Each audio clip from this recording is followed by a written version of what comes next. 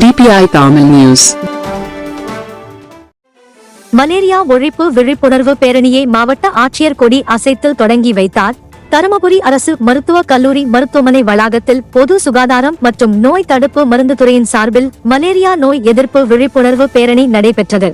இந்த பேரணியை மாவட்ட ஆட்சியர் சதீஷ் கொடியசைத்து தொடங்கி வைத்தார்.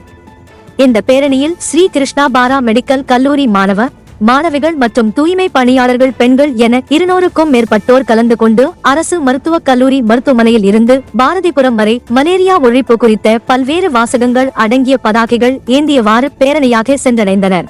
இதில் அரசு ஊழியர்கள், ஆசிரியர்கள் மற்றும் கல்லூரி மாணவிகள், தூய்மை பணியாளர்கள் கலந்து கொண்டனர்.